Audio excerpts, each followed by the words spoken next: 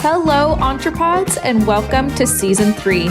This season, we are interviewing and talking about ethical entrepreneurs who are making money and changing our world. Join us as we discover how we can step into power as creators and business owners to reshape business into one that values humanity, our planet, and our shared future. You won't want to miss a single episode.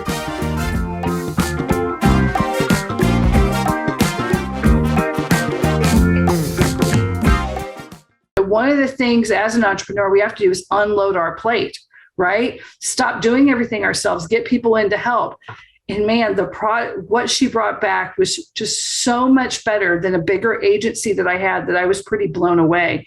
And then it just snowballed for there. She just really took ownership in taking on different projects. And it kind of reminded, I have to say, she reminded me a little bit of me. I was always hungry for knowledge, like a lifelong student. So I was always hungry to learn what other things were happening, even in my job jobs, right? I want to know how to do that. And then I would claim that skill. And I was good at claiming the skill. And that's smart. You're supposed to do that. And I think it's because I had good male role models in my brothers and my dad. And I listened to the way they spoke. And males in the field, I'm talking about positive patriarchy, right? Not toxic patriarchy. Positive patriarchy is a really amazing thing. You take ownership. You are not a braggart. You're not arrogant, but yet at the same time, you own what you're good at and you're confident.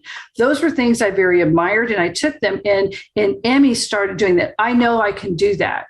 Oh, okay, well, do it, go for it. And then it grew from there. So I'm just going to tell you, if you're running a business, that's usually hard. Listen to people when they say, can I have a chance to do this? Let them do it.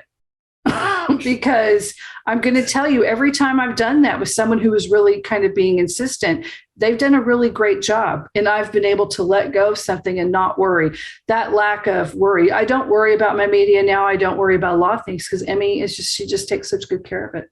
So now you're going back. So you've asked your boss at that time, and you get to do different things, and you start snowballing. So how did that journey go to where you're at right now?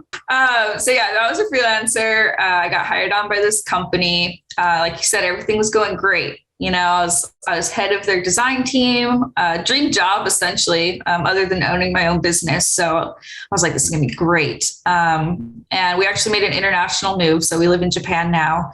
And so during this international transition, very extremely stressful time, I think I only asked for 2 days off during this entire thing.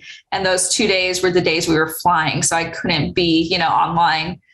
So I landed in our layover in a little island in Japan, and my coworker was like blowing up my phone. She was like, they just locked me out of all the accounts. Something's going on. Something's off. What are we doing? Like, how come I can't get into, Pinterest and stuff like that? And I was like, oh man, something's happening, and I got an email. Just an email, essentially saying, here's your termination packet. Good luck. And that was how I started my journey off in Japan internationally, was getting fired, essentially. My very, very first half day in Japan. And I just remember I was so upset. I was crying on the plane to Okinawa. And I turned to my spouse, Alan, and I was like, what do I do? I don't know what to do. And he's like, it's okay.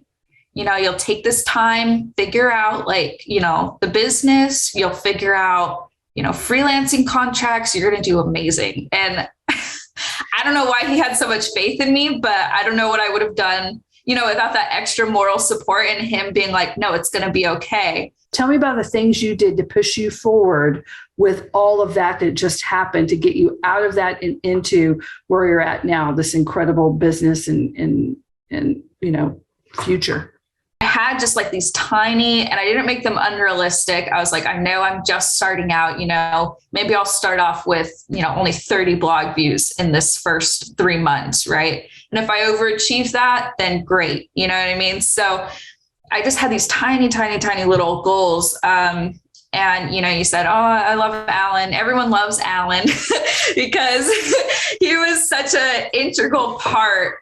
He's actually co-owner of this business. So I made him the co-owner because he's supported me through this. I think it's important to talk about that when I talk about my milestones, because I was always second guessing myself. I tended to do that a lot. So I was like, Alan, does this sound okay? Does this sound like I'm pushing it too hard? Does this sound all right?